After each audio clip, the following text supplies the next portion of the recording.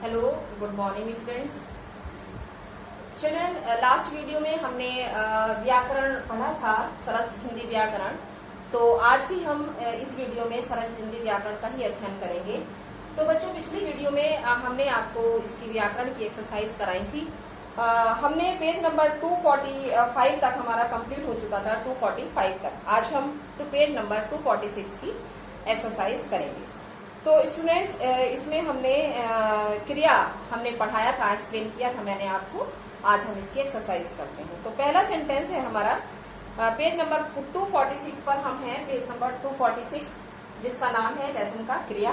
तो इसकी एक्सरसाइज हम करते हैं। पहला सेंटेंस है नरेश शतरंज खेलता है। तो बच्चों, ये हमारी इसमें शतरंज जो है वो कर्म दिया हुआ है, तो ये हमारी सकर्मक क्रिया होगी। आप इसके आगे लिख सकते हैं पेज नंबर 246, आप देख सकते हैं ये। और इसके आगे आप लिख सकते हैं कि आपका कौन सा क्रिया ये है।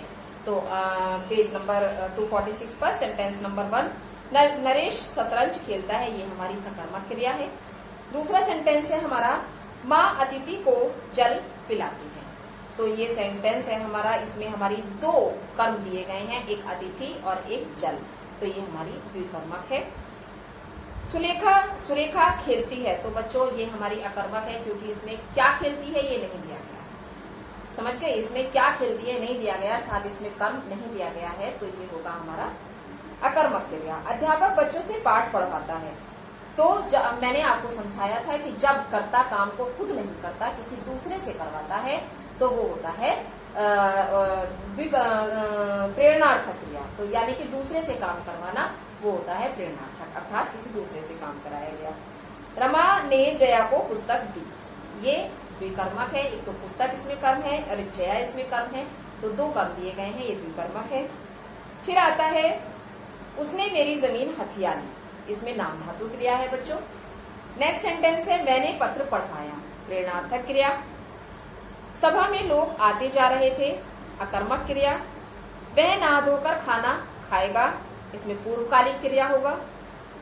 श्री राम ने रावण को मारा, इसमें सकर्मक क्रिया है, क्योंकि इसमें किसको मारा? रावण को मारा। बालक गेंद से खेलता है, सकर्मक क्रिया। मैं माली से पौधों को पानी दिलवाता हूँ, प्रेरणार्थक क्रिया। बच्चा दूध पीकर सो गया, पूर्वकालिक क्रिया। वह मेरे घर प्राय आ जाया करता है, नाम धातु क्रिया। शिक्षक छात्रों को पाठ पढ़ाता है, ये है हमारा द्विकर्मक क्रिया, क्योंकि इसमें शिक्षक भी कर्म है, इसको पढ़ाता है, छात्रों को क्या पढ़ाता है? पाठ पढ़ाता है। तो ये हमारा द्विकर्मक क्रिया है। तो ये क्रिया का अध्याय हमारा यहाँ कंप्लीट होता है, क्रिया चैप्टर। नेक्स्ट आता है हमारा क्रिया विशेषण। तो बच्चों, क्रिया विशेषण क्या है? क्रिया विशेषण जो शब्द क्रिया की विशेषता बताते हैं, क्रिया की विशेषता बताने वाले शब्द क्रिया विशेषण कहलाते हैं। जैसे वह अभी आया, वह अभी आया है। तो वह कब आया है? अभी आया है। तो अभी शब्द ने हमारा आना, जो क्रिया है आया है, ये जो हमारा क्रिया शब्द है आया, तो इसकी विशेषता बताई। देखिए, आया शब्द हमारा क्या है? क्रिया।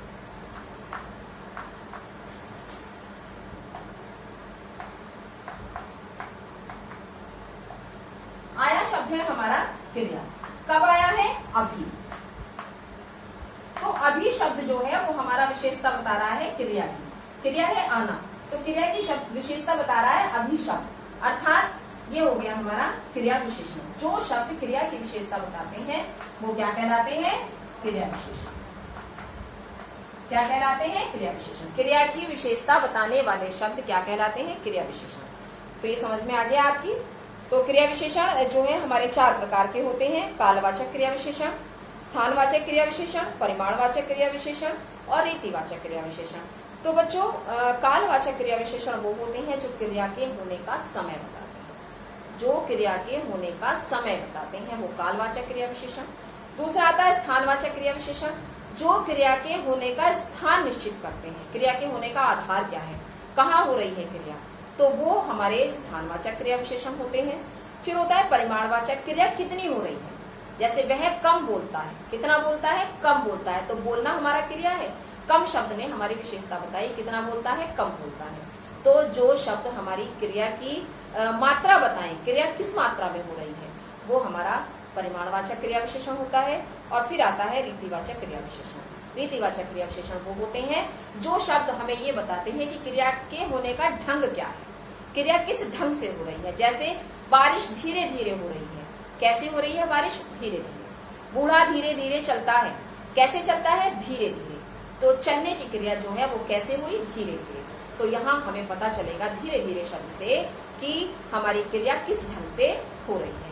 तो जो शब्द हमें क्रिया के होने का ढंग बताते हैं, रीति बताते हैं, विधि बताते हैं, वो शब्द रीतिवाचक क्रिया विशेषण कहलाते हैं। तो ये हमारी क्रिया विशेषण चैप्टर हमने पढ़ा। इसको डीपली आप थोड़ा सा पढ़ लीजिएगा, क्योंकि मुझे अभी यहाँ एक्सरसाइज करानी है इसकी, तो मैं एक्सरसाइज कराती हूँ। तो पहला है आपका कि निम्नलिखित वाक्यों में क्रिया विशेषण शब्द छांट कर लिखिए। तो क्रिया विशेषण शब्द छांटना है आपको। दादाजी धीरे धीरे चल रहे हैं, मैंने अभी आपको बताया था कि क्रिया किस ढंग से हो रही है। दादाजी कैसे चल रहे हैं, धीरे धीरे चल रहे हैं। इसमें वैसे आपको भेद नहीं बताना है बच्चों, केवल क्रिया विशेषण शब्दों को छांट कर लिखना है। क्रिया विशेषण शब्द एक विशेषता और होती है कि क्रिया विशेषण शब्दों की कि ये लिंग, वचन, काल, कारक किसी के कारण भी इनमें कोई भी परिवर्तन नहीं है। इसे हम अव्यय भी कह सकते हैं, जिसमें किसी भी काल के कारण, वचन के कारण, लिंग के कारण कोई परिवर्तन ना हो, उसे हम क्रिया विशेषण कहते हैं। चाहे एक वचन हो या बहुवचन हो, क्रिया विशेषण शब्द वही रहते हैं, वो नहीं बदलते। ठीक है, तो आते हैं दादाजी धीरे धीरे चल रहे हैं, तो धीरे धीरे इसमें क्रिया विशेषण है। दूसरा है बहुत मेहनत करो ताकि सफल हो जाओ, तो बहुत शब्द इसमें क्रिया विशेषण है। विकास अंदर गया था, अंदर क्रिया विशेषण है इसमें। गौरव परसों आएगा, परसों क्रिया विशेषण शब्द है इसमें। यह पुस्तक धड़ाधड़ बिक रही है, धड़ाधड़ इसमें क्रिया विशेषण है बच्चों। बच्चा थोड़ा थोड़ा बोलने लगा है, इसमें थोड़ा थोड़ा क्रिया विशेषण है। वर्षा दिन भर होती रही, दिन भर क्रिया विशेषण है इसमें। वह अचानक गिर पड़ा, अचानक शब्द इसमें क्रिया विशेषण है। पानी निरंतर बह रहा है, निरंतर शब्द इसमें क्रिया विशेषण है। यहाँ से चले जाइए, तो यहाँ से ये इसमें क्रिया विशेषण है।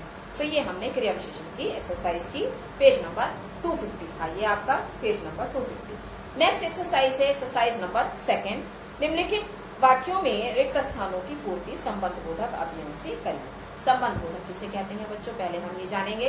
संबंध बोधक वे शब्द होते हैं जो संज्ञा या सर्वनाम का संबंध वाक्य के अन्य शब्दों से जोड़ते हैं। संज्ञा या सर्वनाम का संबंध वाक्य के अन्य शब्दों से जोड़ने वाले शब्द संबंध बोधक कहलाते हैं। तो ये हम पढ़ते हैं कैसे, जैसे मेरे घर डैश एक दर्जी रहता है। मेरे घर के पास, मेरे घर के पास एक दर्जी रहता है, तो यहाँ के पास आ जाएगा। उसने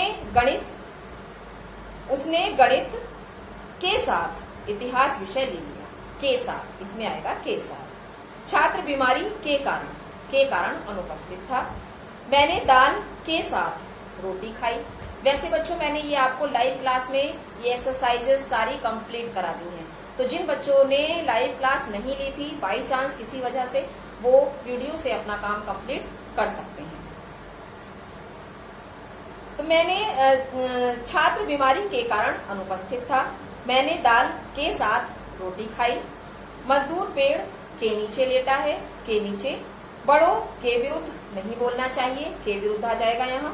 खरगोश की तुलना में कछुआ दौड़ जीत गया, तो यहाँ की तुलना में आएगा। मुझे पत्र के द्वारा सूचित करना, यहाँ के द्वारा आएगा। वह दर्द के कारण करा रहा था, यहाँ के कारण आएगा।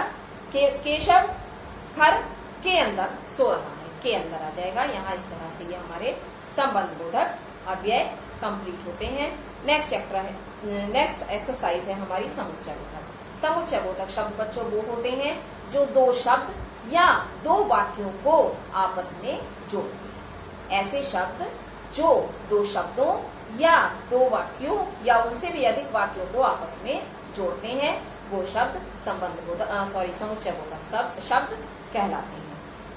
इन्हें हम योजक शब्द भी कहते हैं, योजक शब्द। तो ये देखिए, बच्चे ने पत्थर उठाया और कुत्ते को दे मारा। यहाँ आएगा और।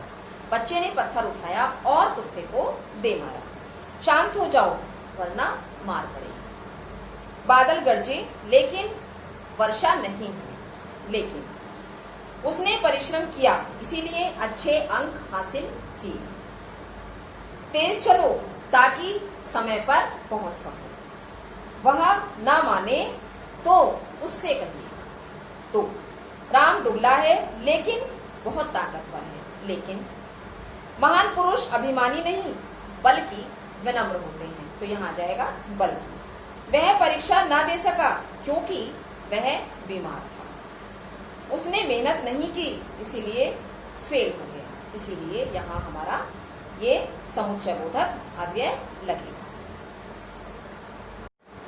अब नेक्स्ट हमारा आता है निम्नलिखित वाक्यों में रिक्त स्थानों की पूर्ति विस्मयादि बोधक अवयवों से करिए। विस्मयादि बोधक अव्यय वे होते हैं बच्चों जो हमारे मन के भावों को प्रकट करते हैं। मन के भाव जैसे घृणा का भाव, शोक का भाव, स्नेह का भाव, आशीर्वाद का भाव। तो ये हमारे जो मन के भाव हैं, ठीक है, आनंद का भाव, दुख का भाव, ये सब जो भाव प्रकट करते हैं ये हमारे विस्मयादि बोधक शब्द कहलाते हैं। अब मैं क्या करूं? यहाँ जाएगा हाय।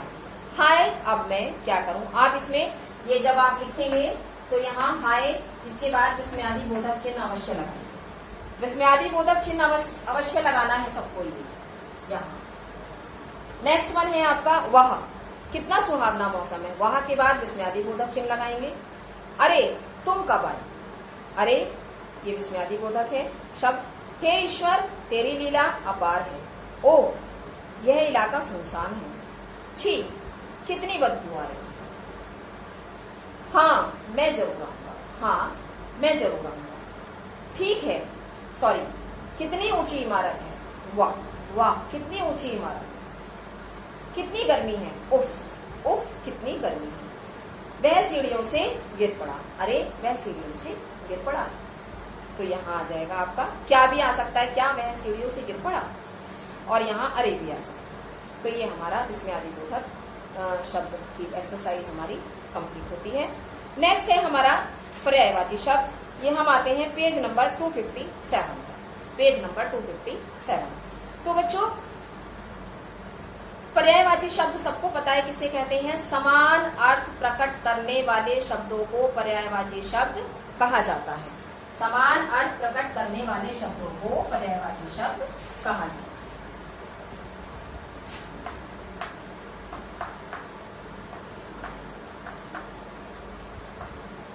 पर्यायवाची शब्द किसे कहते हैं।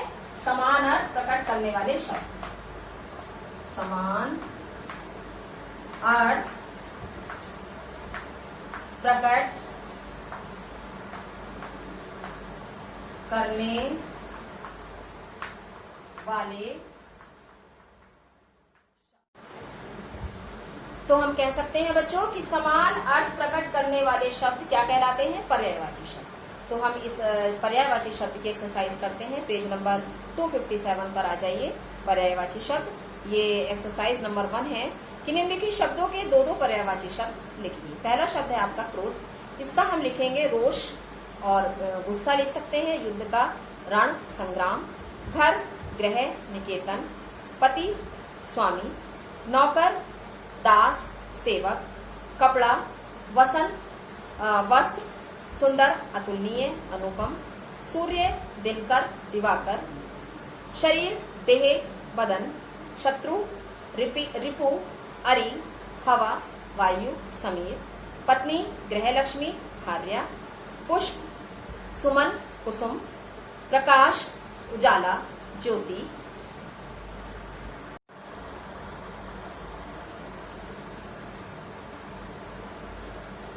लहर लहर का आपका है तरंग। बादल वारिद मेघ। मित्र दोस्त सखा। पेड़ वृक्ष तरु। तालाब पोखर। दिन दिवस दिनकर। दुख विपत्ति पीड़ा। निर्धन दीन गरीब। अग्नि आग किनारा। आंख, अक्षी, किनारा, फूल, तीर, उपवन, बगिया, बगीचा, रास्ता, राह, पथ, आभूषण, अलंकार या गहना, पर्वत, गिरी, पहाड़, संसार, जगत और जगत। अब नीचे आपके जो एक्सरसाइज है ये, तो निम्नलिखित वाक्यों में रेखांकित शब्दों के स्थान पर कोई अन्य सही पर्यायवाची शब्द लिखकर बनाएं, वाक्य बनाएं। तो इसमें जो अंडरलाइन आपका वर्ड है ये, इसमें आपको इसकी जगह पर दूसरा शब्द आपको लिखना है रेखांकित शब्द की जगह, और आपको दूसरा वाक्य बनाना है। देखिए कैसे। रात के अंधकार में सबको भय लगता है, तो अंधकार के नीचे इसमें अंडरलाइन हुआ है, तो इसका हम करेंगे अंधकार की जगह अंधेरे लिख देंगे इसमें। तुम्हें मेरी आज्ञा माननी पड़ेगी, तुम्हें मेरा आदेश मानना पड़ेगा। ईश्वर की आराधना करो, ईश्वर की जगह प्रभु आ जाएगा, प्रभु की आराधना करो। भारत उन्नति की ओर बढ़ रहा है, उन्नति की जगह प्रगति आ जाएगा, भारत प्रगति की ओर बढ़ रहा है। कृषक हमारा अन्नदाता है, किसान हमारा अन्नदाता है। गंगा पवित्र नदी है, भागीरथी पावन नदी है। इसमें दो शब्द अंडरलाइन है बच्चों, एक गंगा और एक पवित्र, तो गंगा की जगह भागीरथी आ गया और पवित्र की जगह पावन आ गया। रात की चांदनी की शोभा अद्वितीय है, रात की चांदनी की शोभा अतुलनीय है। मोहन की सब बातें मिथ्या है, मोहन की सब बातें झूठ है। हिमालय भारत का रक्षक है, हिमगिरी भारत का रक्षक है। मृत्यु पर किसी का वश नहीं, मौत पर किसी का वश नहीं। तो ये हमारा इसकी एक्सरसाइज जो है पर्यायवाची शब्द की, ये हमारी कंप्लीट है। यहाँ अब हमारी नेक्स्ट एक्सरसाइज है तत्सम रूप। इसके तत्सम रूप हमें लिखने हैं, जो हमारे शब्द दिए गए हैं यहाँ एक्सरसाइज में, इसके तत्सम रूप हमें लिखने हैं। देखिए क्या क्या शब्द है। तत्सम आपको पता है किसे कहते हैं। तत्सम वे शब्द होते हैं जो हमारी संस्कृत भाषा से डायरेक्टली है, संस्कृत भाषा से हमारी हिंदी भाषा में आए हैं, उनमें कोई भी परिवर्तन नहीं हुआ है। और तद्भव वे शब्द होते हैं जो होते तो संस्कृत भाषा के ही हैं, लेकिन उनमें थोड़ा परिवर्तन हो गया है और हमारी हिंदी भाषा में वो बोले जाते हैं। तो आम्र, आम का है आम्र, आंख का अक्षी, ईख का इक्षु, धुआं धूम्र, बूंद बिंदु, कोयल कोकिल, मोर मयूर, पांव पात, पत्थर प्रस्तर, शक्कर शर्करा, सिंगार श्रृंगार, सेठ श्रेष्ठी, ऊंट ओष्ठ, मक्खी मक्षिका, घोड़ा घोटक, भंवरा भ्रमर और सोना स्वर्ण। तो ये हमारी एक्सरसाइज तत्सम शब्द की कंप्लीट होती है। नेक्स्ट एक्सरसाइज है हमारी विलोम शब्द, विपरीतार्थक शब्द, पेज नंबर 259। 259 पर विपरीतार्थक शब्द है बच्चों। विपरीतार्थक शब्द क्या होते हैं? जो शब्द हमें मुख्य शब्द का उल्टा अर्थ बताते हैं। अर्थात हम सरल शब्दों में कह सकते हैं कि उल्टा अर्थ प्रकट करने वाले शब्द विलोम शब्द कहलाते हैं। विपरीत अर्थ प्रकट करने वाले शब्द विलोम शब्द कहलाते हैं। इन्हें हम विपरीतार्थक शब्द भी कहते हैं। तो इसमें भी बच्चों आप अंदर से लेसन से जरूर देखिएगा। जितनी भी लिस्ट अंदर दी गई हैं, पेजेस हैं, सारे पेजेस में से आपको अंदर से विलोम शब्द लर्न करने हैं, क्योंकि टेस्ट में कहीं से भी कोई सा भी वर्ड दिया जा सकता है। तो आप लर्न जरूर करिएगा अगर आपको अच्छे मार्क्स गेन करने हैं। नेक्स्ट एक्सरसाइज है हमारी विलोम शब्द की, पेज नंबर 265। ये लास्ट पेज है बच्चों इसका सिलेबस का, पेज नंबर 265। तो पहला शब्द है हमारा अनुकूल, इसका हो जाएगा प्रतिकूल। दूसरा है अमृत, अमृत का विलोम शब्द होगा विष। अल्पज्ञ बहुज्ञ, आदि अंत, आकाश पाताल, उत्साह निरुत्साह, कनिष्ठ ज्येष्ठ, अनिवार्य ऐच्छिक अनिवार्य, गुण अवगुण, गहरा उथला, तरुण व्रत, दृश्य अदृश्य, निर्मल मलिन, प्रवृत्ति निर्वृत्ति, निंदय अनिंदनीय, प्रत्यक्ष परोक्ष, पालक संहारक, पालक मीन्स पालने वाला, संहारक मीन्स मारने वाला, यथार्थ आदर्श, लौकिक अलौकिक, मनुज दानव, यश अपयश, लोभी संतोषी, सत्कार तिरस्कार, विख्यात कुख्यात, विशेष सामान्य, सामान्य, शोक, हर्ष, सरल, कुटिल, ह्रस्व, दीर्घ और हर्ष का होगा बच्चों शोक। तो ये हमारे विलोम शब्द हैं। नेक्स्ट एक्सरसाइज है हमारी कि निम्नलिखित वाक्यों में रेखांकित शब्दों के सही विलोम शब्दों से रिक्त स्थानों की पूर्ति करिए। अर्थात विलोम शब्द हमें यहाँ फिल करने हैं, जो शब्द अंडरलाइन है उन्हीं का विलोम शब्द हमें लिखना है। तो देखिए कैसे, हर बात प्रकट करनी चाहिए, कुछ बातें हर बात प्रकट नहीं करनी चाहिए, कुछ बातें गुप्त भी रखनी चाहिए। प्रकट का विलोम शब्द होगा गुप्त। प्रकृति चेतन है, जड़ नहीं। सदाचारी को सब सम्मान करते हैं, दुराचारी का नहीं। प्रातः काल दिनकर दिखाई देता है, रात को शशि। चंद्रमा भी हम इसमें फिल कर सकते हैं। हमें दुर्भावना को त्याग कर सद्भावना को अपनाना चाहिए। दुर्भावना का उल्टा होगा सद्भावना। धातुएं ठोस होती हैं, रसायन तरल। ठोस शब्द का विलोम शब्द होगा तरल। गंगा का निर्मल जल आज मलिन हो गया, निर्मल का उल्टा होगा मलिन। कबीर निर्गुण ईश्वर के उपासक थे और सरदार सगुण ईश्वर के। निर्गुण का विलोम शब्द होगा सगुण। पक्षपाती होने की अपेक्षा निष्पक्ष रहने वाले का सम्मान होता है। तो यहाँ पक्षपाती की जगह निष्पक्ष हो गया विलोम शब्द इसका।